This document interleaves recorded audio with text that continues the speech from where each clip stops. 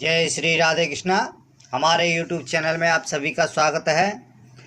हम अपने YouTube channel में माता बहनों एवं सभी भाई बंधुओं का स्वागत करते हैं।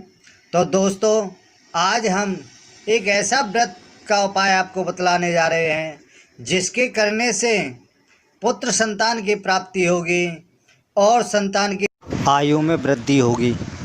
वह व्रत कौन सा है तथा किस प्रकार किया जाता है और यह किस दिन करना चाहिए, इसका शुभ समय क्या है, वह सभी हम आपको बतलाएं।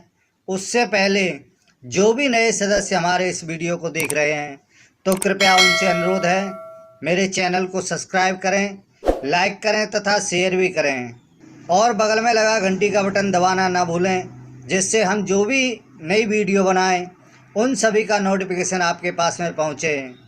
तो दोस्तों, आइए अब हम जानते हैं जिउतिया व्रत के बारे में।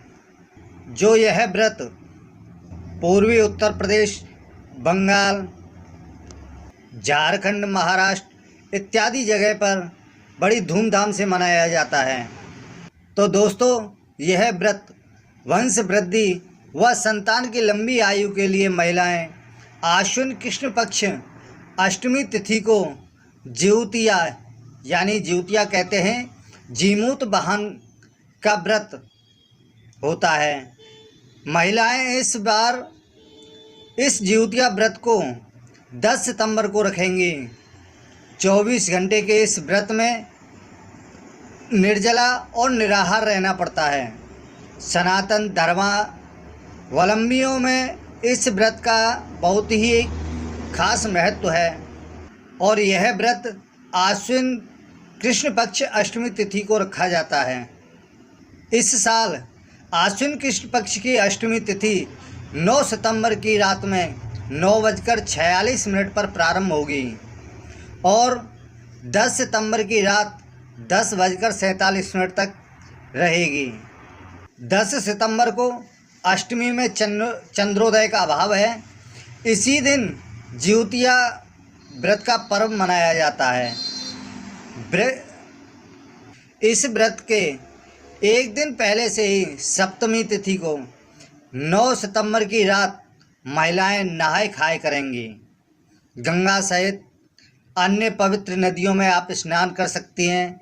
अगर नदी आपके समक्ष नहीं है यानी पास में नहीं है, दूर है, तो घर पर भी स्नान करेंगी और स्नान करने के पश्चात में मठुआ रोटी, नौनी का साग, कंदा, झिमनी इन सभी चीज़ों का आप सेवन करेंगे, यानी इन सभी चीज़ों का सेवन करना चाहिए। जो महिलाएं व्रत रहती हैं उन्हें भोजन के पश्चात में अपने पितरों की भी पूजा करनी चाहिए। जो नहाए खाए की सभी प्रक्रिया 9 सितंबर की रात 9:47 से ही पहले करना होगा, क्योंकि 9:47 के बाद अष्टमी तिथि शुरू हो जाएगी। सूर्योदय से पहले सरगही, ओठगन इन सब को करके इस कठिन व्रत का संकल्प लिया जाएगा। जिउतिया व्रत का पारण करने का शुभ समय 11 सितंबर की सुबह सूर्योदय से लेकर दोपहर 12 बजे तक रहेगा। इस दिन जो महिलाएं व्रत हैं उनको जिउतिया व्रत के अगले दिन 11 सितंबर को 12 बजे से ही पहले पारण करना होगा। तो दोस्तों, अब हम नहाए खाए के बारे में आपको बताते हैं। इस दिन जीवित पुत्र का व्रत का पहला दिन कहलाता है। इस दिन से व्रत शुरू होता है और इस दिन महिलाएं नहाने के बाद एक बार भोजन करती हैं। इस व्रत को करते समय केवल सूर्योदय से पहले ही पिया जाता है। सूर्योदय के बाद आपको कुछ भी खाने पीने की बिल्कुल ही सख्त मनाही होती है कि सूर्योदय के बाद में आप कुछ भी खा पी नहीं सकते। इस व्रत से पहले केवल मीठा भोजन ही किया जाता है। तीखा भोजन करना अच्छा नहीं होता। इस दिन कई लोग बहुत सी चीज़ें खाते हैं, लेकिन ख़ास तौर पर इस दिन झोर भात, नौनी का साग एवं मड़ुआ की रोटी अथवा मड़ुआ की रोटी के दिन के पहले भोजन में ली जाती है। फिर उसके बाद में दिन भर कुछ भी नहीं खाया पिया जाता। तो दोस्तों, अब हम जीवित पुत्रिका के व्रत की कथा के बारे में आपको बताते हैं। तो जीवित पुत्रिका व्रत की कथा महाभारत काल से जुड़ी हुई है।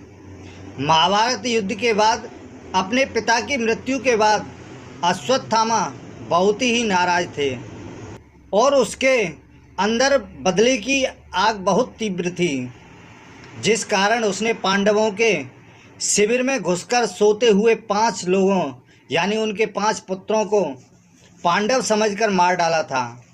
लेकिन वे सभी द्रौपदी के 5 संतानें थीं।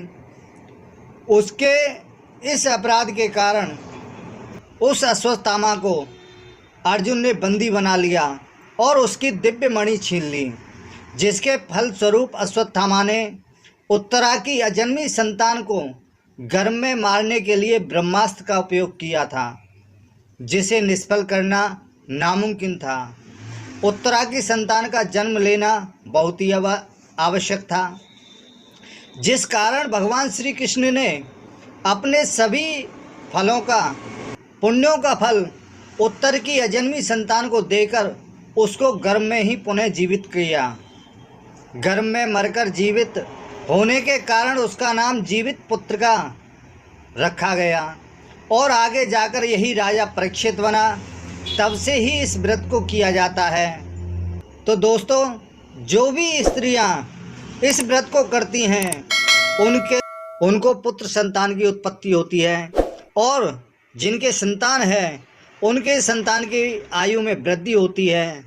तो दोस्तों, आज हमने जीवित पुत्रिका के व्रत के कथा के बारे में आपको बतलाया है। यह वीडियो आपको कैसा लगा? हमें उम्मीद है अच्छा लगा होगा। तो इसी के साथ ही जय श्री राधे कृष्णा।